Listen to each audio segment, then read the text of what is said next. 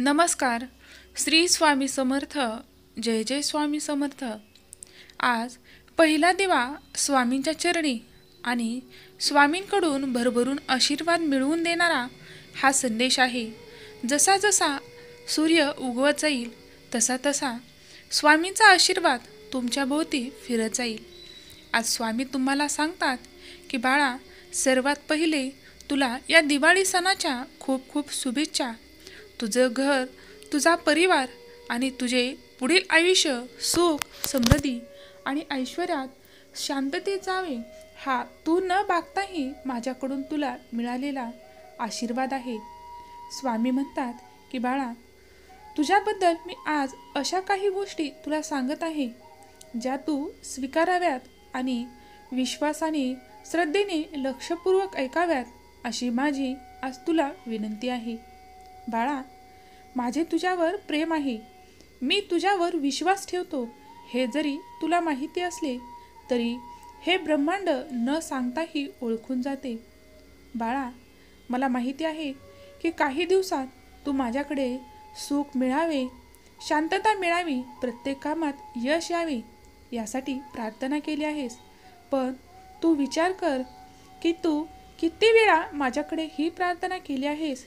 हे स्वामी, तुम्ही मला भेट द्या. स्वामी, तुम्ही मला दर्शन द्या. असा विचार तुझ्या मनामध्ये किती वेळा आला आहे हे मला तू सांगू शकशील का? बाळा, मला माहिती आहे की तू सध्या खूप दगादगीच्या जीवनात जीवन जगत आहेस. तुझ्यापुढे खूप मोठी आव्हाने आली आहेत. तुझ्यापुढे रोज एक नवे संकट उभे होत आहे. तुला त्रास देणारे लोक कमी नाहीत. पण तुला विश्वास आहे ना, मी तुझ्या सोबत आहे. मी तुला प्रत्येक वेळी मार्गदर्शन करतो. येणाऱ्या संकटावर मात कशी करायची आणि येणाऱ्या वाईट थरावर तुला तुझ्या विजयाचा थर कसा लावायचा हेही शिकवत आहे.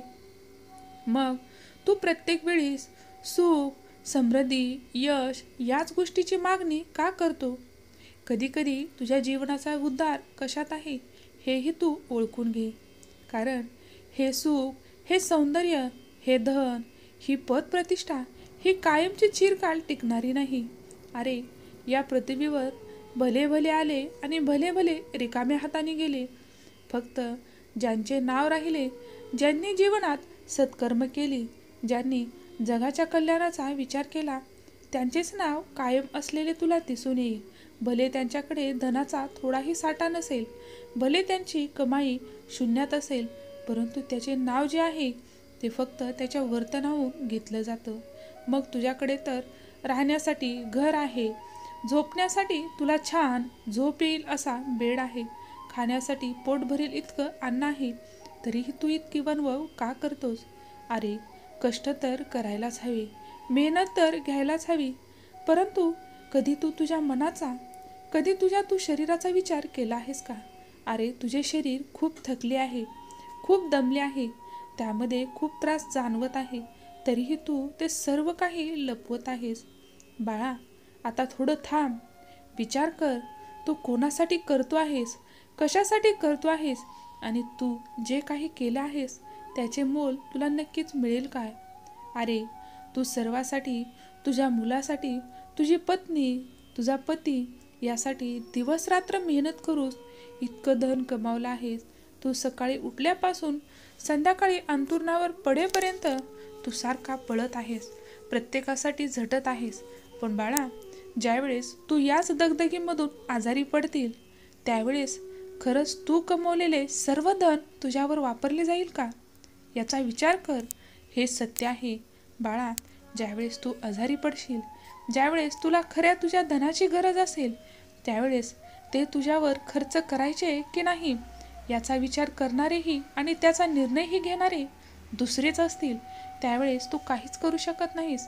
हे जर तुला पटत असेल तर स्वामी, मला तुमचे म्हणणे पटत आहे अशी कमेंट कर. कारण हे जग प्रत्येकजण आपल्या स्वार्थाचा विचार करत आहे.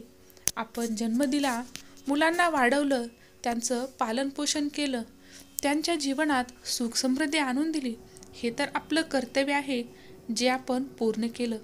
ते होतं इतरांसाठीचं कर्तव्य. पण आता तुझ्यासाठीही तू काही कर्तव्य लागतोस हे मात्र तू विसरून गेलास. अरे, सर्वासाठी करत आहेस, पण स्वतःसाठी कधी करणार? स्वतःसाठी तू कधी जगणार? स्वतःकडे पहा. तू काय होतास, काय झालास? स्वामींनी तुला कशासाठी पाठवलं आहे? किती वेळेस तू देवाची आठवण करतोस? किती वेळेस तू देवाकडे प्रार्थना करतोस? देवाला रोज गराने करतोस, परंतु देवाने तुला काय दिले आहे? देवापासून तुला काय मिळाले आहे आणि देव तुला काय देणार आहे याचा विचार केला आहेस का? पण आज करून घे. आणि तुला जर पटत असेल तर नक्कीच या सेवेत येऊन पहा. फक्त स्वामी सेवाच नाही, तुझी ज्या देवावर श्रद्धा आहे तिथे जाऊन पहा. कारण कुठलाच धर्म तुला हे शिकवला नाही की अन्याय कर, अत्याचार कर, धन कमव, यातच तुझे पुण्य आहे. असा धर्म कुठलाच सांगत नाही. मी नाराज नाही की तू माझ्यापासून दूर गेलास. फक्त माझी इच्छा हीच आहे की तू कुठेही जा, कसाही राहा, परंतु आनंदात, सुखात आणि तुझ्या जीवनाचा उद्धार करण्यामध्ये गुंतलेला राहा. मी तुझी आई आहे. तुझ्यावर येणारी संकटे, तुझ्यावर होणारे आघात मला पाहवत नाहीत.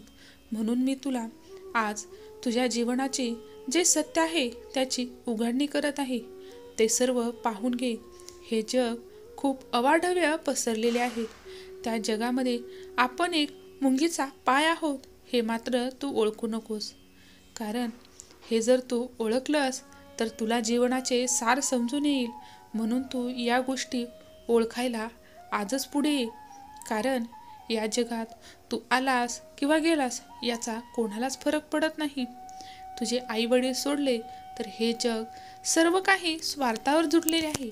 जेव्हा तुझे हातपाय थकतील, जेव्हा तू वृद्ध वयात जाशील, त्यावेळेस तुला दुसऱ्याच्या हाताकडे पाहावे लागेल असे तू वागू नकोस. स्वतःच्या जीवनाची पुरपुंजी तू स्वतःच करून ठेव. कारण हे जग तुझे जोपर्यंत हातपाय चालतील, जोपर्यंत तुझ्याकडून काही मिळत असेल, जोपर्यंत तुझ्यासोबत पैशाचा, संपत्तीचा मोह आहे, तोपर्यंत तुझ्यासोबत राहतील. आणि ज्यावेळेस तुझ्याकडे काहीच नसेल त्यावेळी तुलाही ते फेकूनच देतील. जसा की आंबा आहे, तो पिकेपर्यंत ठेवला जातो. पिकल्यानंतर त्यामधील सर्व गर काढून त्यातील कोय आणि वरील सालटे टाकून देतात. कोय म्हणजे तुझे अंतःकरण आणि वरील सालटे म्हणजे तुझे जीवन आहे.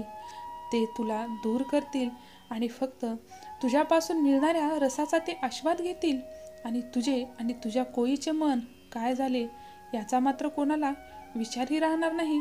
त्यामुळे तू स्वतःला ओळख. हे जग कशाचे आहे, तू कोणासाठी झटतोय हे विसरू नकोस. प्रेम कर, विश्वास ठेव, सर्वांसाठी प्रयत्न करत राहा. पण सर्वात पहिले तू कोण आहेस हे मात्र ओळखायला विसरू नकोस.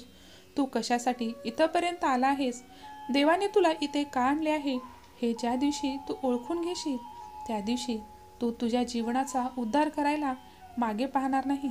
बाळा, आज या दिवशी मला फक्त तुला हेच सांगायचे आहे की तू खूप थकला आहेस. बाळा, मनामध्ये जो तुझ्या दुःखाचा पसारा झाला आहे तो थोडा माझ्याकडे दे. मी तुला त्यावरती शांत होण्याचे औषध देईन. तुझ्या मनाला आराम कसा वाटेल याचे मी रसपान तुला करताना पाहणार आहे. बाळा, हे विचार सात्विक ठेव, कर्म चांगले ठेव. कोणासाठी धन कमवण्यात इतकाही गुंतू नकोस की तुझ्यामुळे कित्येक मनाची दुःख तुला भोगावी लागतील. कित्येक मनापासून आलेली तळतळाट आज तुला भोगावी लागेल. त्यामुळे सर्वात पहिले आपले मन ओळख. तुझ्या मनाला खरेच काय हवे आहे हे जाणून घेशील तर जीवनाचा सार तुला नक्कीच कळेल आणि सुखी राहण्यापासून तुला कोणीच रोखणार नाही.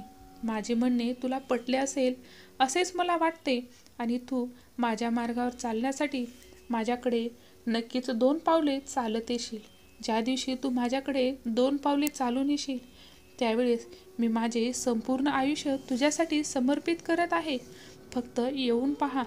बाकी देवावर विश्वास ठेव. देव तुझ्यासाठी ते करत आहे ज्याची तू अपेक्षा सोडलीस. ज्या गोष्टी तुला कधी मिळणार नाहीत असा विचार करून ज्यापासून तू दूर गेलास ते सर्व काही तुला न मागता मिळून जाईल. फक्त विश्वास ठेव.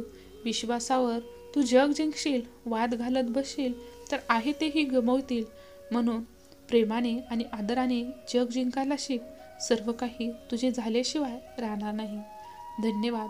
श्री स्वामी समर्थ. जय जय स्वामी समर्थ.